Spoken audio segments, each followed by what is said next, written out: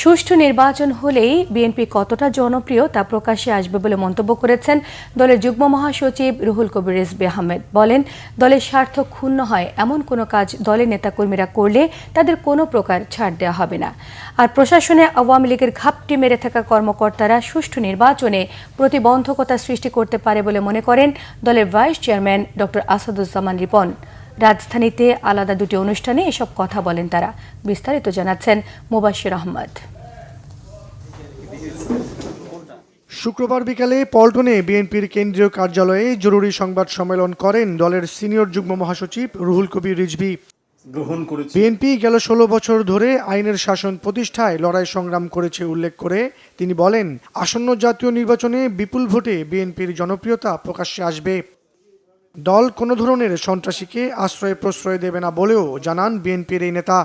যারা দলের নামে বা বিভিন্ন অঙ্গ সংগঠনের নামে, সহযোগী সংগঠনের নামে কোনো দুর্বৃত্ত চক্র সাথে যোগসাজশ করা বা দুর্বৃত্ত চক্র গড়ে তোলা, অনৈতিক কোনো কাজের মধ্যে থাকা, এগুলো আমরা সন্ধান করে বা এই ঘটনা জানতে পেরে সাথে সাথে তার ব্যবস্থা নিয়েছে। এই ক্ষেত্রেও বাংলাদেশ জাতীয়তাবাদী দল এবং এর নেতৃবৃন্দ আপোষহীন। বিএনপির ভারপ্রাপ্ত চেয়ারম্যান একেবারে জিরো টলারেন্স নিয়ে এই কাজটি করেছেন। এর আগে শুক্রবার সকালে জাতীয় প্রেস ক্লাবে প্রতীকী তারুণ্য সমাবেশে যোগ দেন বিএনপির vice chairman doctor Asaduzzaman Ripon. এ সময় তিনি বলেন, বিএনপির ১৬ বছরের আন্দোলনের উদ্দেশ্য ছিল দেশের মানুষকে শোষণ বঞ্চনা থেকে মুক্তি দেয়া। তবে এখনো প্রশাসনে আওয়ামী লীগের কর্মকর্তাদের কারণে তা সম্ভব হচ্ছে না।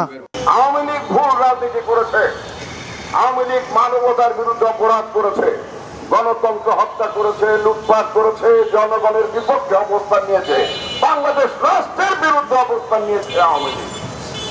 সুতরাং আওয়ামী লীগ অনিবার্যভাবে বিলুপ্তির পথে চলে যাবে। প্রশাসনের মধ্যে আওয়ামী লীগের যে সমস্ত লোক ঘাপটি মেরে আছে, যারা 14, 18, 24 অবৈধ নির্বাচন করিয়েছে, শেখ হাসিনাকে ক্ষমতায় থাকতে যারা শেখ হাসিনাকে সাহায্য করেছে, তাদেরকে চাকরি থেকে বিদায় দিতে হবে এবং আইনের আওতায় আনতে হবে। দ্রুত ফ্যাসিবাদের দোসর কর্মকর্তাদের চিহ্নিত করে আইনের আওতায় আনার দাবিও জানান বিএনপির এই নেতা। যে সমস্ত লোক মুবাশির আহমেদ, বাংলা ভিশন, ঢাকা।